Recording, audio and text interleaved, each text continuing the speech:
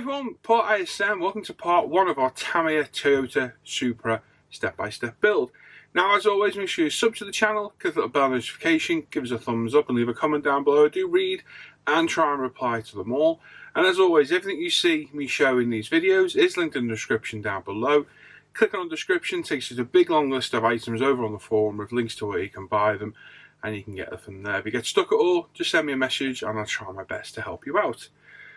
So, I reviewed this kit a few days ago. Very, very impressed with it. It's a very nice kit from Tamiya. So you can go back through the channel, have a little look at the review, and see what you think of the kit, and let me know down below. I was very impressed with it, so much so, I thought I quite fancy doing a video build of this. Now, the bike build is not stalled, it's on hold.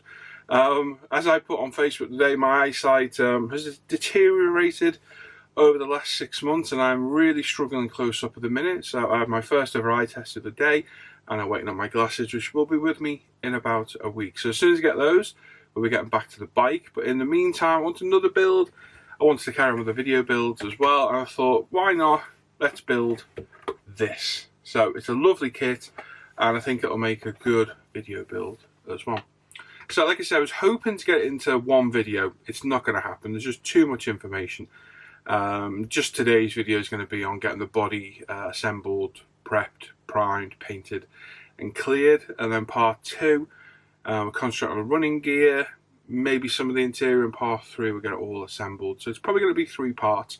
I plan to get them out as quick as I can. I don't want to hang around with this, so hopefully they'll all end up on the channel before New Year and we'll get this finished before then. That is the plan anyway. So, right, let's jump straight in and let's get started with the build. Okay, so let's dive straight in and start on our instructions. So, we want to go through and I want to mark out all the bodywork parts to make sure we've got them all prepped, ready for paint and primer, and that we're not having to go back and paint anything later on. So what I'm doing is marking all the body panels in black marker, and then we'll differentiate between what is going to be body colour and what will be what the kit calls are for semi-gloss black. So as you can see, I'm putting an asterisk there. That means it's black. And then any others that are circled in black will be the body colour, which is the blue we're going to see in a little bit. What I'm also doing, I've got my red marker and I'm circling the B for the actual variant we're building, which is the European variant, and that is letter B.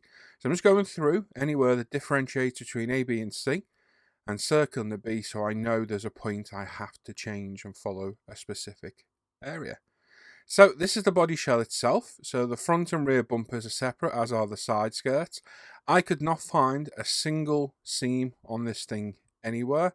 It is fantastically molded, beautiful kit. So it didn't require any cleanup on the main body piece at all, which is literally phenomenal.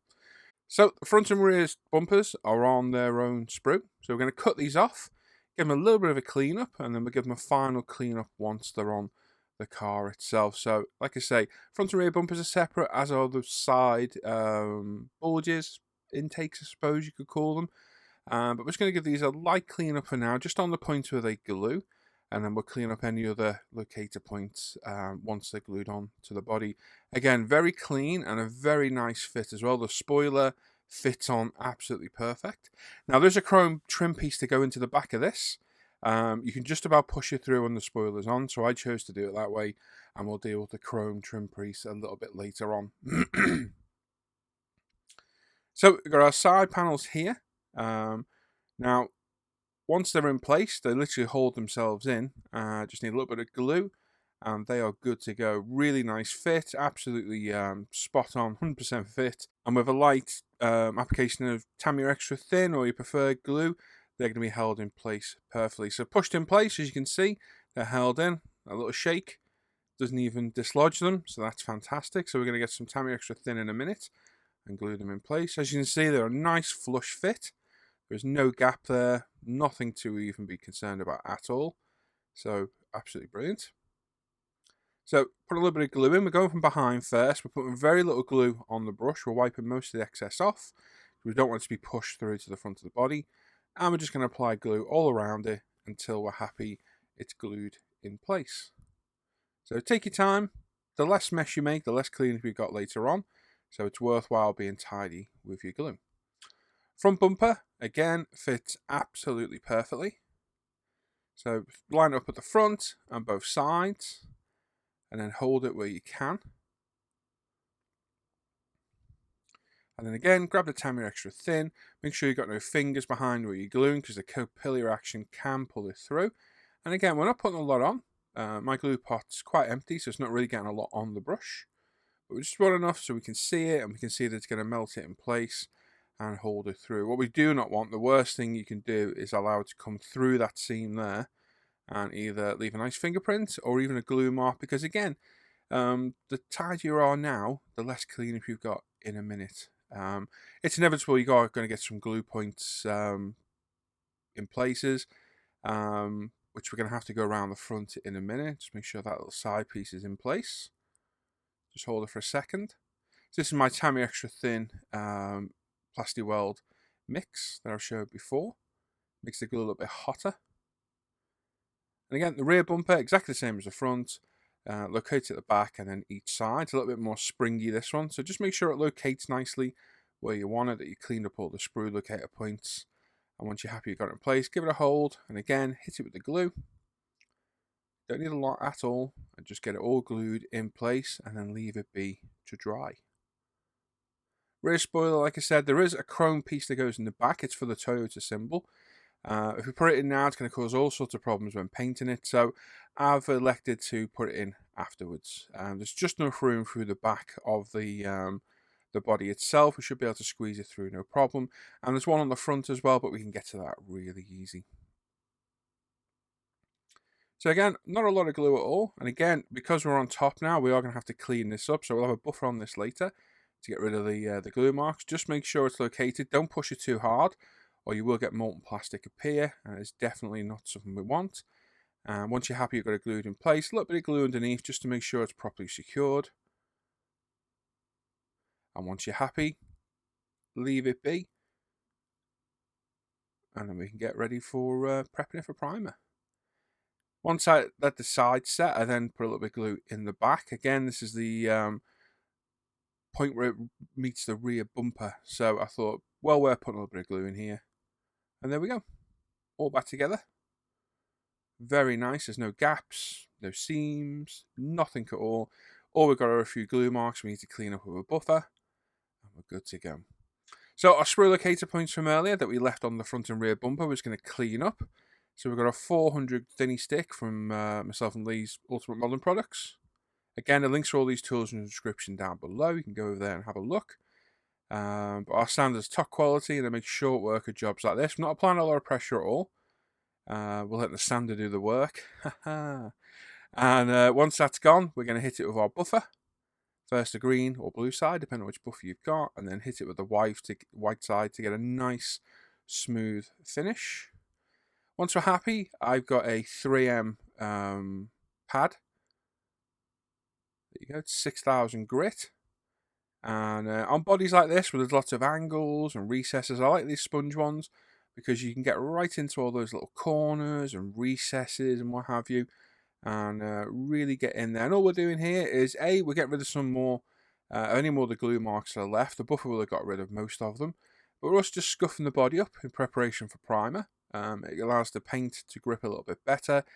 And I just like to do this step on each one of these bodies just to make sure I know the body is perfectly smooth. And then we'll come back in a minute. We'll go over with the toothbrush to get rid of any dust. And then we'll hit it with some of the Ultimate Airbrush Cleaner to degrease it. And then we're ready for primer. So you can use these pads, or you can use a micro mesh like I usually do. But I like to switch and change what I use from time to time and mix things up. So yeah, every now and then I'll try a different thing or go back to a different technique. And yeah, that's it. Toothbrush, absolutely invaluable tool. Make sure it's an old one. Make sure you use it for one purpose only. And for me, it's dust removal from all the panel lines and gaps and what have you.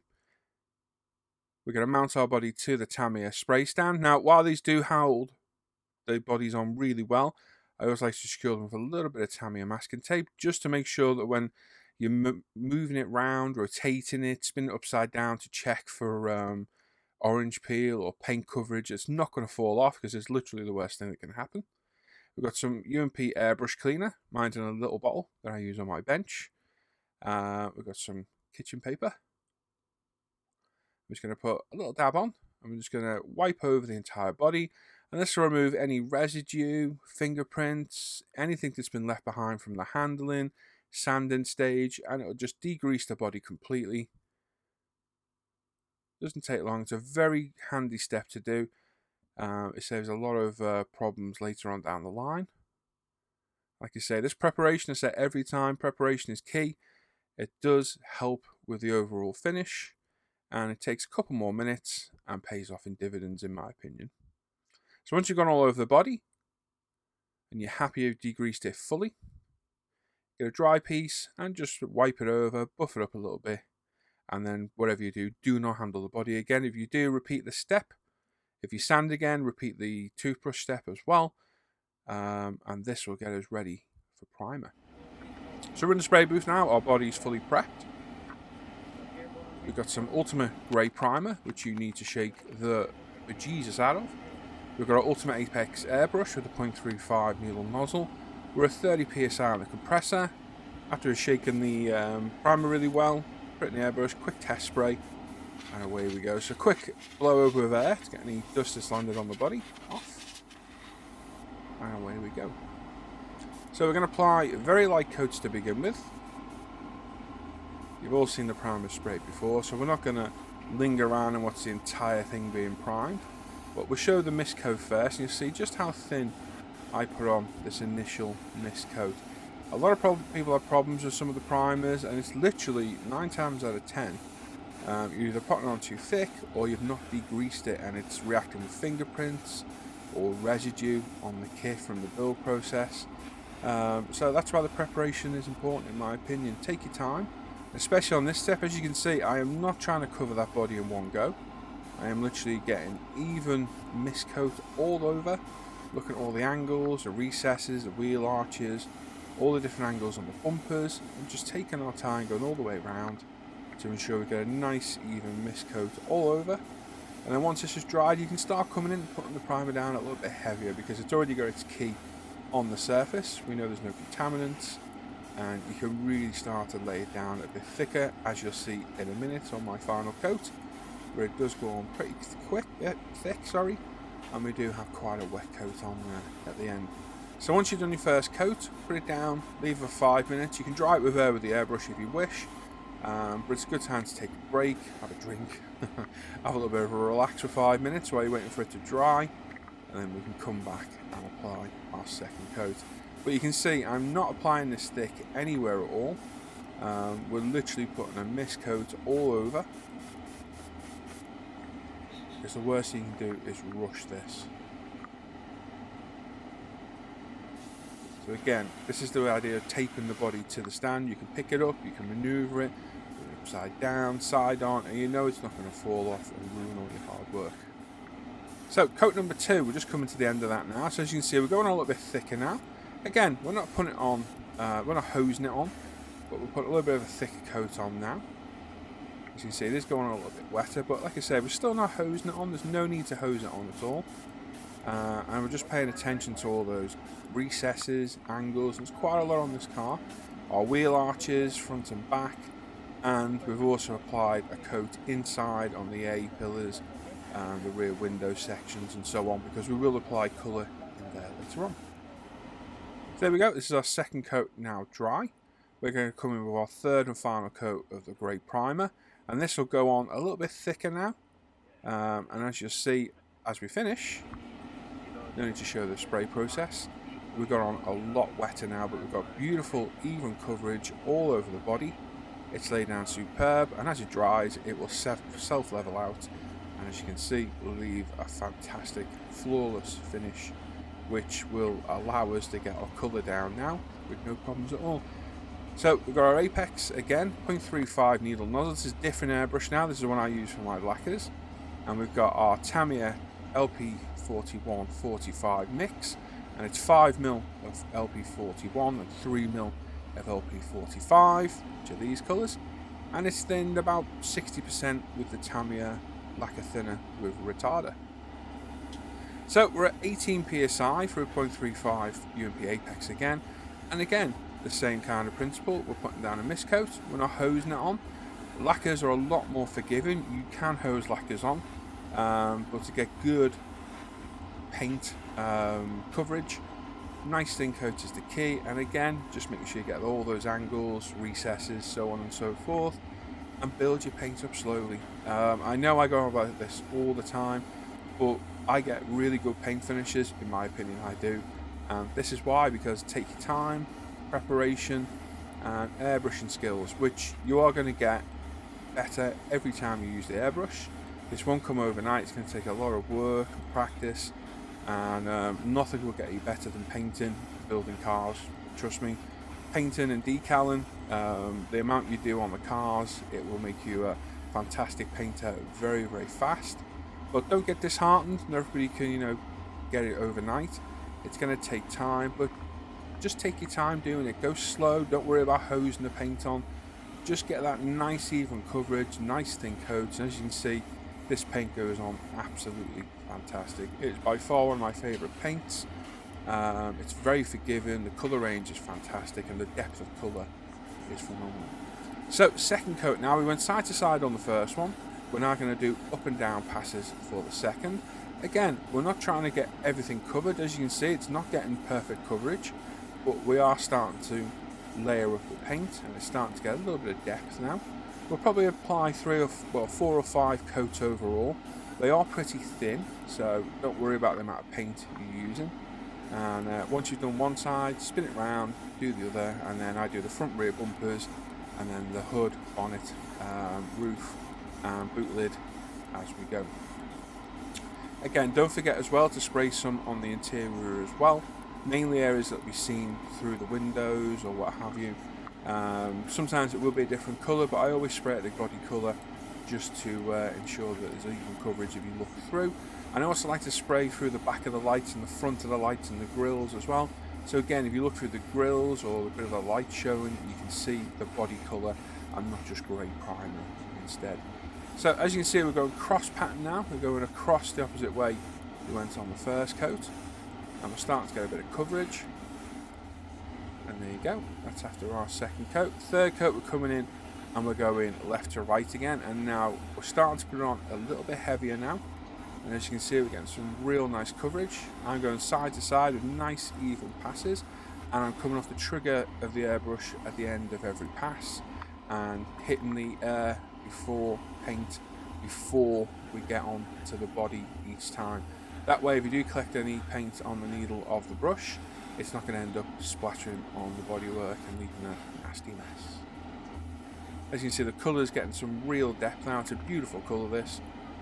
By far one of my favourites. You may remember from the LCR Honda bike build we did, the Casey Stoner bike. I mixed this colour for the front fender, and I've wanted to use it ever since, and well, here we go. So I would say this was now coat number 5. As you can see, we're getting some real nice depth now, and we're starting to put on a little bit thicker. It's a beautiful blue, and with these lacquers, and especially the Tamiya paints, the depth of colour is fantastic. Coverage is amazing. Pigments aren't too big, and I just can't fault these paints at all. They don't even smell too bad in my opinion. So, trickiest part to paint on this car is that front bumper. There's loads of different angles, recesses, so you just got to make sure you get even coverage where you need it. And once you're happy, we'll put this down. It'll be left overnight, 24 hours to dry, before we come back and pop some 2K on it.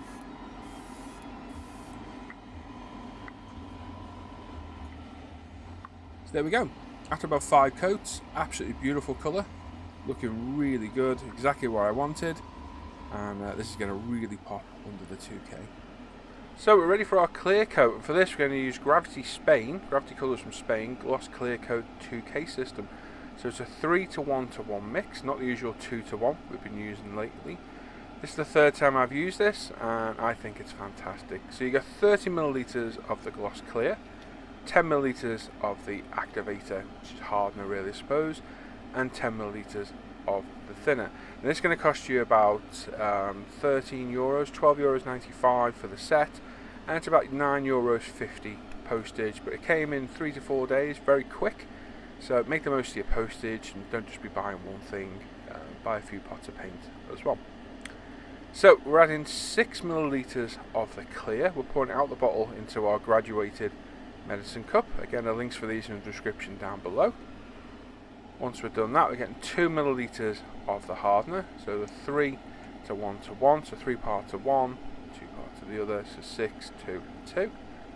So we're going to pop that in there. We're going to mix it up with a pipette till it's all nicely mixed. Once we're happy it's mixed, we're going to throw our pipette away and you can use a fresh one for our thinner. We don't want to cross-contaminate the bottles, so use a new pipette for each one. Now I am double gloved here, double nitrile gloves. I've got a sleeve on one arm. I've got my Darth Vader respirator on, if you've seen it. I've got a proper respirator, probably the highest protection I'll get without being air fed. I've got my very good bench vent extractor. So I've taken as many precautions as I can really with this, and once we finish spraying I'll leave the room for a good hour or so to let fresh air in and get rid of any contaminants in the air in there. So we're going to add 2 millilitres of thinner now, again completing the 3 to 1 to 1 mix. You can have more or less thinner to suit your own spraying. I've tried less and I've tried more. I think I prefer it this way. So again, once you've got your thinner in, give it a real good mix up.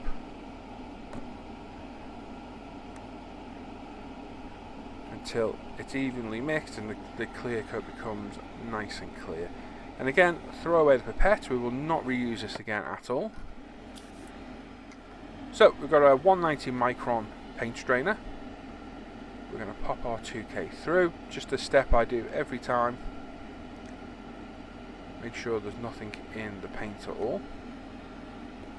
So we've got about 10 millilitres of mixture here in total.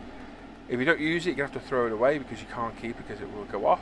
And they reckon, I think you get about 30 to 40 minutes working time, but I think you get a little bit longer. We put some into the airbrush test spray. We also put a larger medicine cup on top of our little one to stop anything falling into the 2K.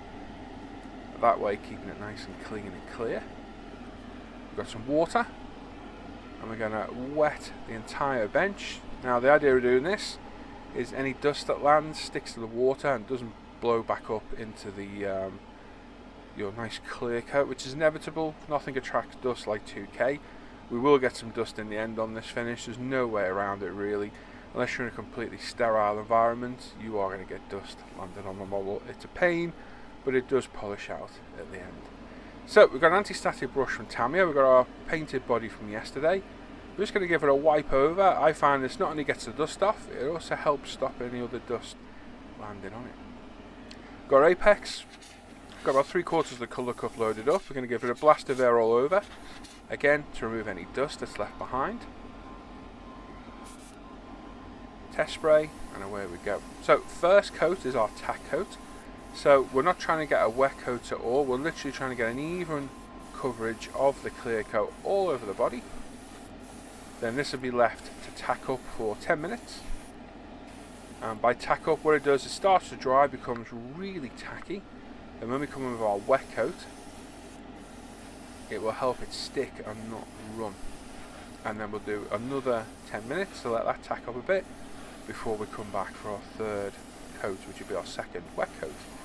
So as you can see, we're systematically going all around. Again, we're coming off the trigger at the end of every pass, and we're coming on the trigger off the body before we hit it each time. And again, we're paying attention to all those recesses, angles, light clusters, vents, windows, everywhere, just to make sure we get nice even coverage everywhere.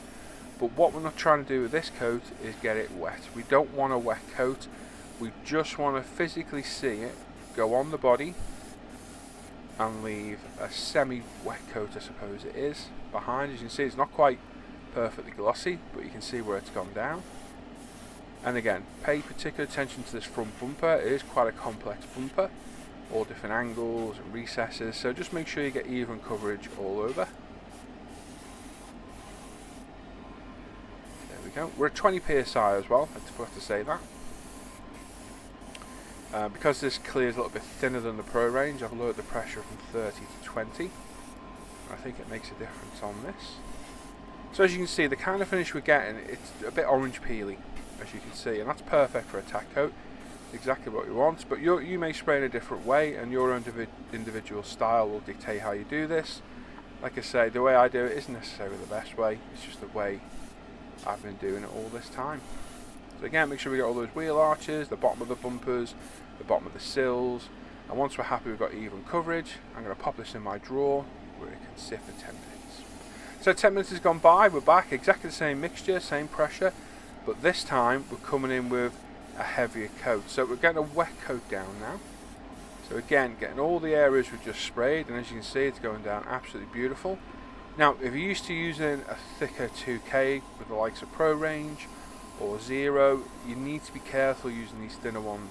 They will run a lot easier. Obviously, by the nature of them, they are thinner.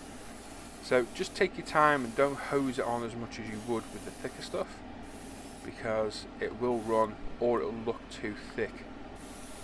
And again, systematically all the way around, getting every angle covered. So the whole time this is being sprayed, or I'm sitting waiting for tack coats to dry, the air booth is kept constantly running all the whole time, just to ensure anything that's just floating around the room is taken out. It's a very powerful extractor, and it does remove mostly everything out of the room. I wouldn't be using 2K if you didn't have an extractor at all, and one of your normal respirators isn't enough at all to protect you from this stuff. My one is borderline, like probably not even really adequate really, but it's the highest protection I could get. But I literally look like Darth Vader in it, and it was about £130. Not cheap, but I use this quite a bit, so I felt it a worthy investment. So as you can see, we're getting a nice gloss coat now. Just checking we've got even coverage all around. It doesn't matter if you don't get a full gloss coat on this coat, because this third and final one will be our full wet coat. So again, same pressure, same airbrush, same mixture of paint. We're just topping it up as we go, and this time we're going to get our full wet coat down. At the end of this, we don't want to see any orange peel whatsoever. If you see anything that isn't ultra smooth, give it another light pass over. Just don't go too heavy. And again, systematically side to side, we're going on and off the trigger as we go. We get a nice even coverage, and as you'll see in a minute, the finish we get off this is absolutely amazing. There we go, onto the front bumper again, taking care of all those angles and recesses. And then moving on to the bonnet.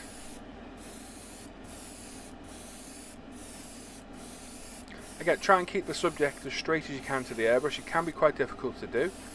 And I also like to give a pass down the side as well as I move on to the roof. Sadly, we have got some dust settling the finish. It's just one of those things, it's inevitable. Unless you're in a completely sterile environment, you're going to get dust. It's just sadly one of those things. But once the 2K is cured, we can flat it, polish it up, and it'll get rid of all those imperfections. So again, I'm just having a good look around, having a quick check. Looks good to me. So what I'll tend to do after I've done this full wet coat is put it to one side, pop it back in the drawer for a couple of minutes, just to let the paint start to self-level a touch, and then get it back out, have a quick look, and just double check that you're happy with the finish. So I've just put a little bit more 2K in, and I'm just going to give this side another light pass over, because it wasn't quite as good as I thought it could be. I'm just going to have a look, and again this side, so you see we're not putting a massive amount down. It looks a lot, but to be honest, most of that is missing. It's overspray. So again, we're just going around, double checking. As you can see, we're getting a very nice finish there, and the depth of that colour is astounding. It really is a beautiful, beautiful colour.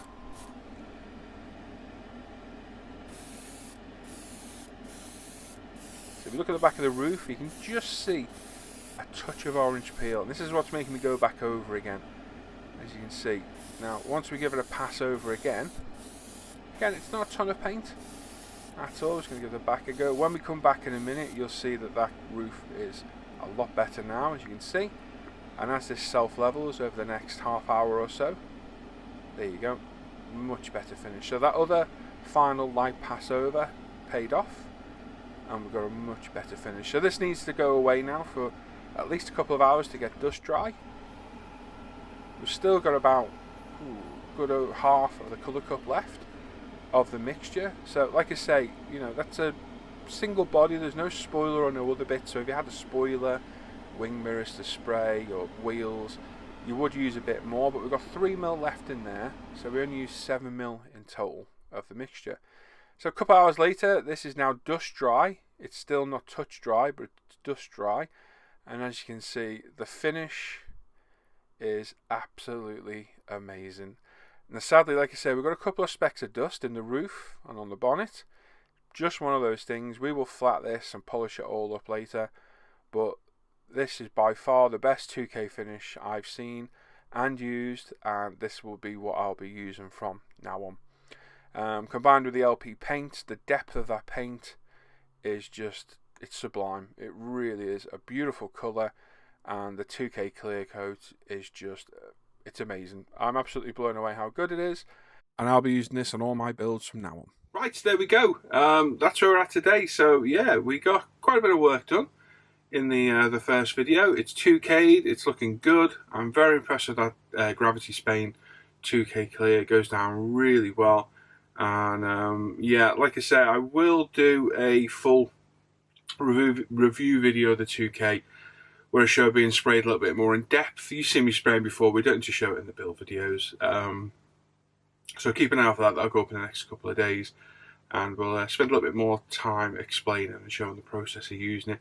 It sprays differently to the Pro range. It's a lot thinner, it can be sprayed at lower pressure, and it's definitely a superior finish. It's a lot more expensive, but it definitely gives a superior finish. And I always said, if it's worth that extra bit of money, I'll pay it to get a better finish. So that's what we've done. So keep an eye out for that video.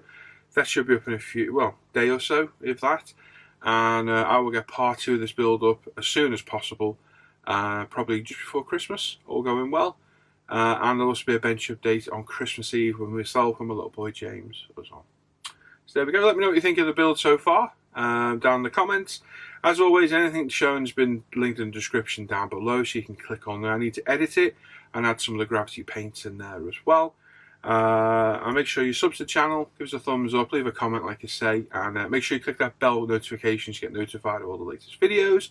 Check out ISM Facebook page and forum, umpretail.com, where you can get this kit from, and a lot of the products I show in the videos. Check out my Pull ISM Facebook page where all my personal modelling work goes, and check out the Live the Bench and the Off Air Hangout group as well for all the Off Air Hangouts. So there you go. Thanks for watching today. Hope you enjoyed that. I'll catch you soon for part 2. Take care. Bye bye.